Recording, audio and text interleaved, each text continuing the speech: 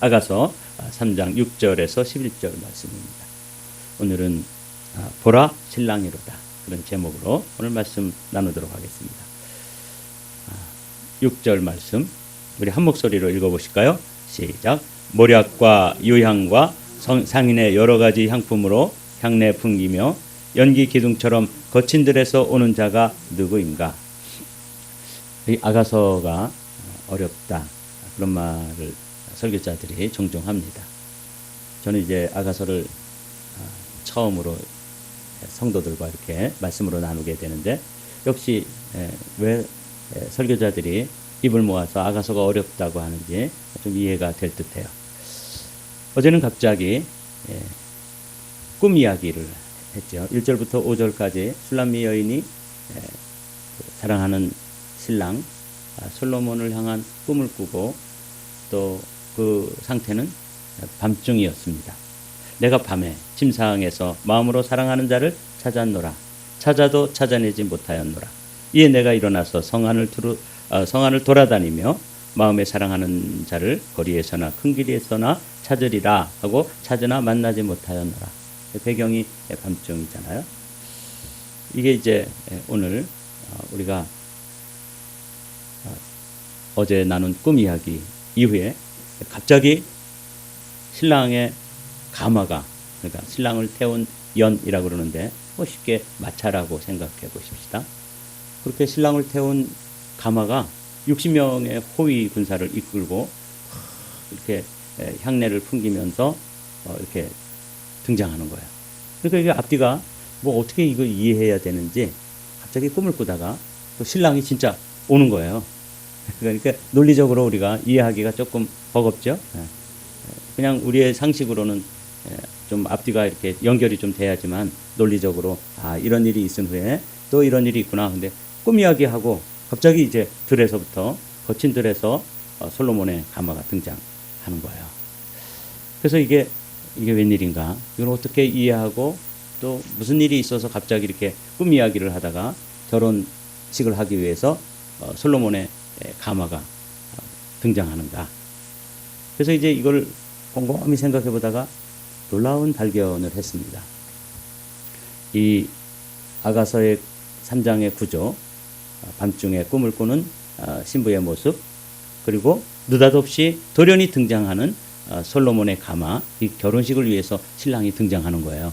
그러니까 이게 아직도 신부는 밤중에 꿈꾸고 있는데 신랑의 그 등장으로 인해 가지고 앞뒤가 좀 잘 안 맞잖아요. 그래서 이걸 어떻게 솔로몬이 노래 중에 노래라 그러고, 이렇게 잘 지은 노래, 자신이 1000곡을 넘게 작곡을 하고 작사를 해가지고 노래를 지었는데 그 중에 최고의 노래라고 하는데 논리적으로 엉성하기가 그지없잖아요. 앞뒤가 안 맞고. 그런데 이 말씀을 가만히 생각하면서 솔로몬이 예수 그리스도의 예표라고 생각하고, 예수님이 이 땅에 재림하시고 우리를 어린 양의 혼인잔치에 올리실 때 도적처럼 임하시잖아요. 그러니까 이 말씀을 생각하면서 마태복음 25장에 있는 말씀과 너무 똑같은 거예요.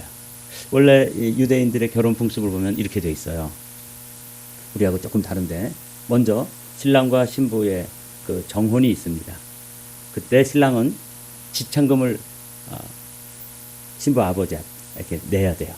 그래서 결혼 지참금을 드리고, 그리고 이제 신부와 혼인 서약을 하고 정혼을 하게 됩니다. 아직 같이 살지는 않지만 법적으로는 부부라고 인정한다고 여러분 많이 들어보셨죠? 이 이스라엘 사람들의 결혼 풍속이에요. 예수님도 똑같이 우리를 신부로 맞이하기 위해서 결혼 지참금을 냈어요. 뭘 내셨죠? 당신이 아예 몸으로 목숨을 주고 우리를 값으로 사셨다. 성경이 그렇게 이야기하잖아요. 그렇게 값을 주고 사신 거예요. 그리고는 한 1년 정도를 신부는 기다립니다. 그때 신부가 이제 자기를 단장하고 또 신랑을 완전히 기다려야 되는 것이죠. 동일하게 우리도 신랑 대신 예수를 기다리잖아요.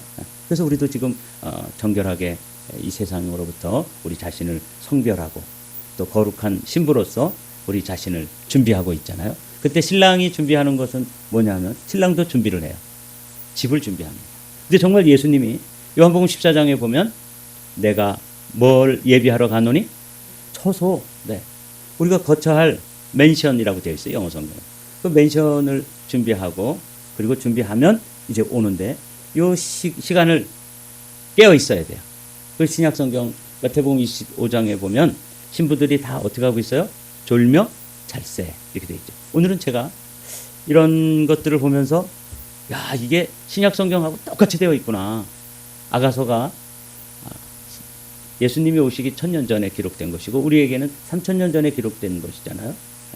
그리고 2000년 전에 기록되어진 마태복음의 그 예수님의 신랑으로 이렇게 등장하실 때 그때의 그 신부들이 다 졸며 잤어요. 꾸벅꾸벅 졸고 어떤 신부는 아주 깊은 잠에 빠져 있고 이 시대의 교회가 다 그렇게 깊은 잠에 빠져 있는 것과 똑같습니다. 이 아가서의 구조가 맨 처음에는 제 마음속에 아니 뭔 노래가 그래도 뭐 앞뒤가 좀 맞아야지 갑자기 신부가 술람미가 꿈꾸는 이야기가 나오다가 느닷없이 신랑의 가마가 등장하고 이렇게 하는 게 이게 무슨 노래야?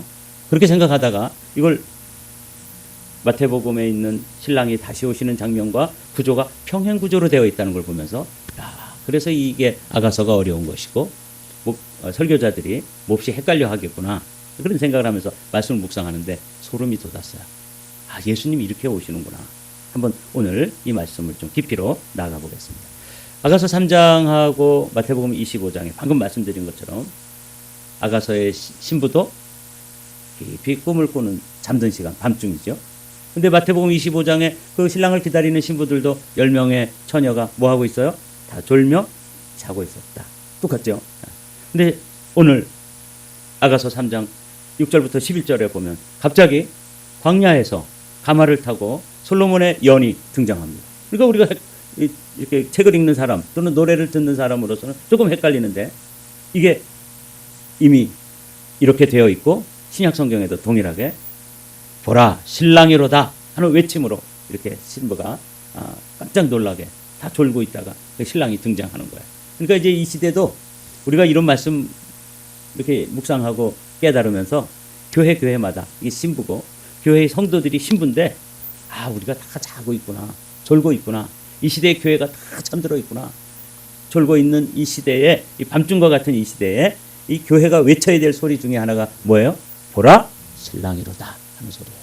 이 교회에서 재림 설교를 해야 되는 것이죠. 근데 아가서를 열었더니 아가서가 그런 구조로 되어 있어요.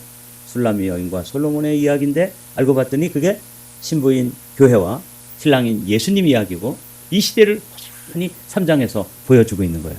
아, 그게 참 놀랍게 일치하고 있었습니다. 그래서 결말을 보면 이 아가서에서는 혼인날에 기쁨에 참여하는 거예요. 슬기로운 다섯 처녀는 그렇게 되죠. 또 이 마태복음 25장에 보면 미련한 다섯 처녀는 혼인잔치에서 배제되잖아요. 등은 준비했는데 기름이 없어서 혼인잔치에 참여하지 못한다. 그런 이야기 우리 잘 알고 있죠. 이게 그 얘기였어요. 좀 깊이로 나가보도록 하죠. 이런 관점으로 이게 마태복음 25장의 관점 그리고 유대인들의 결혼 풍습의 관점으로 보면 이게 딱 맞는 거예요. 그러니까 우리가 그런 관습이 없고 그런 경험이 없는 우리로서는 조금 혼란스럽고 앞뒤가 안 맞는 것처럼 느껴지지만 그들의 풍습과 또 관례로 들어가 보면 그런 관점에서 보면 이게 이해가 되는 거죠. 조금 이해가 되려고 그러죠? 좀 나가보도록 하죠. 몰약과 유향과 상인의 여러 가지 향품으로 향내 풍기며 연기 기둥처럼 거친 들에서 오는 자가 누구인가? 그래서 신부는 술람미는 지금 꿈을 꾸고 있는데 다 졸며 자고 있는데 갑자기 솔로몬의 연이 거친 들에서 솔로몬의 연이 등장하는데 그때 향기가 두 가지가 나와요. 몰약과 유향이라고 학자들은 입을 모아서 몰약은 죽음의 향기. 그래서 이건 예수 그리스도의 십자가. 유향은 예수 그리스도의 부활.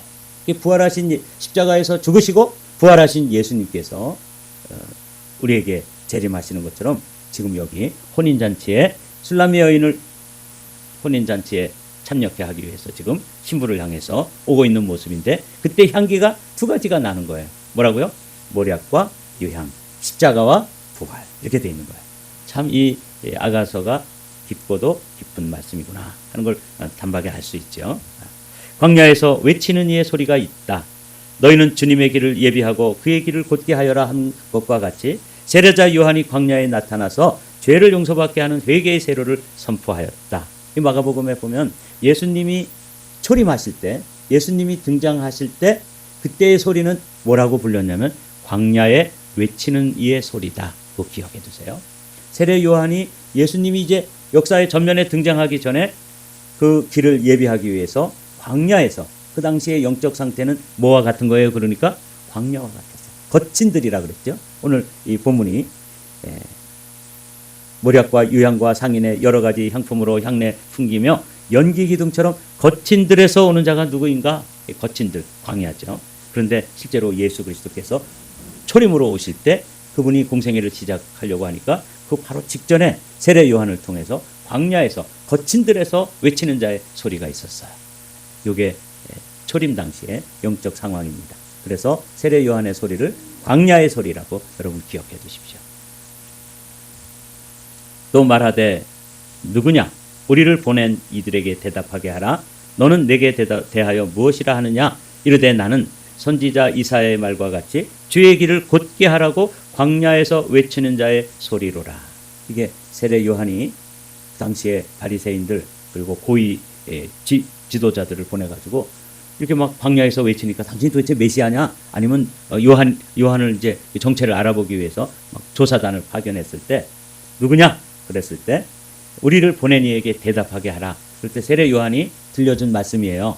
뭐라 그랬다고요? 나는 광야에 외치는 소리로다. 그래서 나는을 하이라이트를 해놓고 난이 누구냐? 선지자 이사야의 말과 같이 주의 길을 곧게 하라. 이게 이 광야에 외치는 자의 소리의 사명인데 이걸 그대로 괄호로 묶어놓으면 내가 누군지 나오죠. 나는 광야에서 외치는 자의 소리다. 우리 거친들에서 이렇게 예수님의 초림을 준비했어요. 그리고는 이제 재림이 있을 때는 광야의 소리가 아니에요. 무슨 소리냐면 밤중 소리입니다. 이 시대는 밤중과 같아요. 예수님이 오시기 직전은 그때의 영적 상황, 교회 상황, 목회자들의 영적인 상황은 밤중이에요. 제가 어제도 잠깐 우리 감리교회의 교단 있잖아요. 그 교단에서 그야말로 실세 중에 실세인 어떤 목사님이 한국에서 와서 잠깐 만날 일이 있었어요. 나를 만나러 온 건 아니에요. 근데 제가 아는 사람이기 때문에 잠깐 만났어요. 그래가지고 아주 고급 한식당에서 식사를 했는데 저도 이제 세 사람이 그 한국에서 오신 분, 여기에서 만나려고 하는 사람, 저는 또 아는 사람. 그래서 얘기를 1시간 반 정도 했는데 정말 돌아오면서 슬펐어요. 교단에서 싸우는 일, 누구를 어떻게 막아야 되는지, 어떻게 작전을 짜가지고 그 얘기만 둘이서 계속 하고 앉아있는 거예요. 점심 먹는 내내. 그리고 정말 어떻게 목회를 해야 되는지, 또 우리가 목사로서 어떻게 깨어 있어야 되는지, 이런 일은 원 워드도 꺼내질 않는 거예요. 그래서 제가 맛있는 음식을 먹고 이제 돌아오면서 이 시대가 참 어렵다. 목사들끼리 만나서 목회하는 이야기하고 기도하는 이야기하고 말씀을 어떻게 많이 읽고, 저는 요즘 그런 게 관심이거든요. 말씀을 그냥 수천독을 좀 하고 또 그 깨달은 말씀으로 또 다른 목회자들을 깨우고 뭐 이런 게 제 관심이에요. 마지막 시대에 해야 될 관심인데, 제가 그 교단에서 정말 강력한 위치에 있는, 실제로 있는 그 목사님 만나가지고 그런 얘기 원 워드도 못 들었어요. 이 미주에 있는 누구는 어떻게 막아야 되고 누구는 어떻게 또 뭐 해야 되고 다음에 회의에 모이면 뭘 의제로 내. 밥 먹고 가슴이 얹힐 것 같아. 야, 이 시대가 무슨 시대라고요? 밤중 시대다. 그럼 그거 그냥 목사들 대화만 들어봐도 이 밤중이구나. 캄캄한 밤중이야.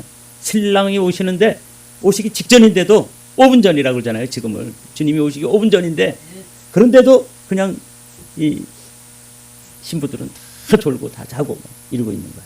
그렇죠? 이게 광야의 소리고 지금은 무슨 소리라고요? 밤중 소리다. 우리 보십시오. 갑자기 볼지어다 솔로몬의 가마라 이렇게 나오잖아요. 이런 날이 이제 5분 전이에요. 신부가 아직도 꿈속을 헤매고 있는데 졸며 자고 있는데 솔로몬의 가마가 들이닥치는 거예요. 그래서 이 노래가 뭐 이렇게 앞뒤가 안 맞아. 맨 처음에 그랬는데 이게 신약 성경하고 딱 똑같고 우리 시대와 똑같은 거예요. 그래서 이 말씀이 깊구나. 깊고도 깊은 말씀을 오늘 아침에 나누는 거예요. 볼지어다 솔로몬의 가마라. 이스라엘 용사 중 60명이 들렀는데 둘러선 쌌는데 다 칼을 잡고 싸움에 익숙한 사람들이라 밤의 두려움으로 말미암아 각기 허리에 칼을 찼느니라. 예수님이 처음 오실 때는 그분은 우리의 밥이 되기 위해서 오셨기 때문에 어디에 태어나요? 구유에 태어나잖아요. 그렇죠? 우리에게 생명의 양식이 되어주고 생명의 음료가 되기 위해서 그분이 오셨기 때문에 상징적으로 구유에 태어나고 아주 초라한 모습으로 태어나지만 그분이 다시 올 때는 보십시오.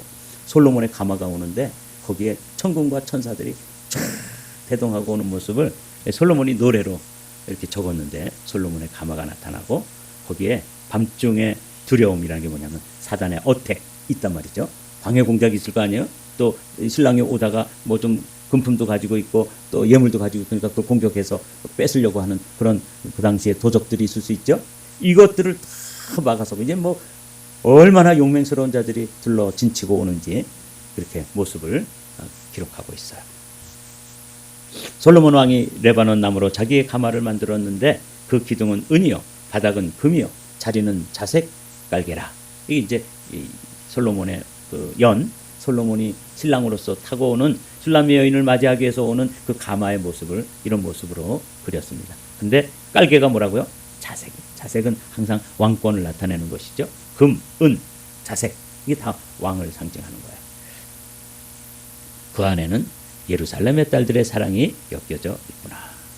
말씀드린 것처럼 예수님이 초림 때는 광야의 소리였는데 예수님이 재림할 때는 그 다음에는 밤중 소리입니다.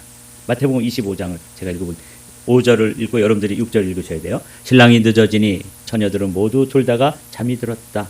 그런데 한밤중에 외치는 소리가 났다. 다 같이 있습니다. 보아라 신랑이다 나와서 맞이하여라. 여기 한밤중에 외치는 소리.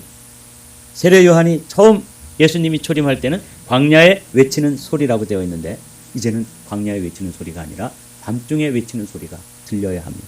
근데 교회에서는 이런 얘기 안 하잖아요. 그렇죠? 광야에 외치는 자의 소리가 이제는 밤중에 외치는 자의 소리로 바뀌어야 합니다. 교회를 깨워야 되고 신부들을 깨워야 되고 우리 성도들도 깨어나야 되고 목회자들도 깨어나야 되는 거예요.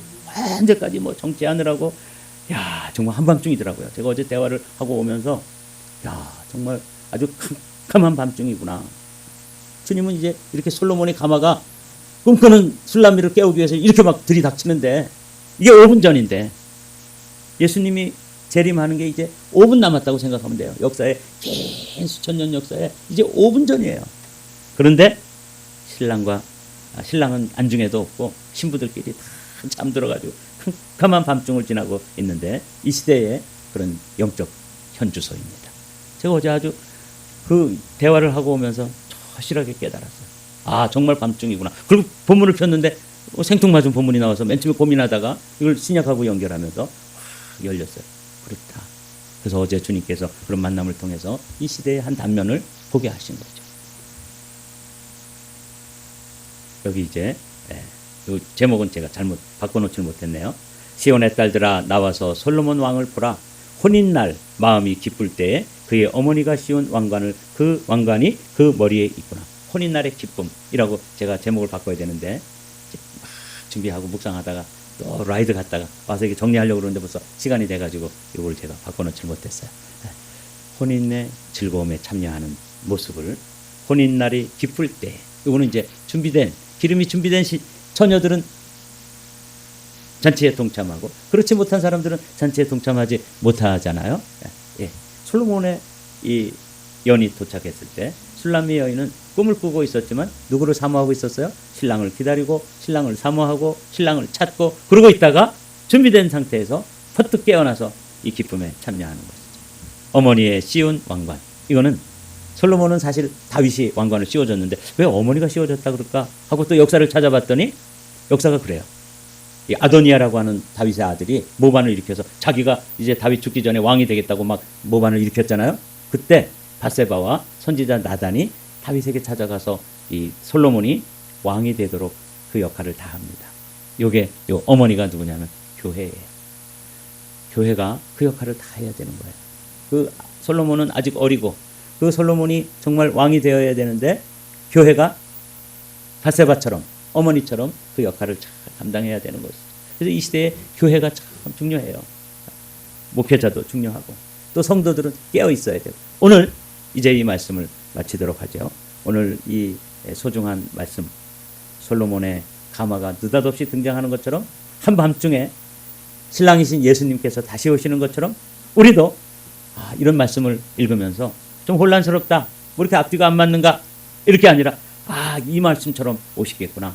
지금 이 시대는 한밤중이고 교회가 해야 될 일, 어머니가 씌워준 왕관처럼 교회가 해야 될 일은 밤중에 뭘 해야 돼요? 소리를 내야 돼요. 밤중에 외치는 자의 소리가 되어서 지금은 교회를 깨우고 이 시대를 깨우고 성도들을 깨워야 되는 역할을 하는 거죠. 여러분 저를 위해서도 꼭 기도해 주셔요. 우리 목사 다 졸며 잘세 거기에 들지 않고 깨어서 밤중 소리가 되어서 이 한밤중에 소리를 외치는 교회, 외치는 목자, 깨어나는 신부들 되시기를 우리 다 함께 기도하십시다.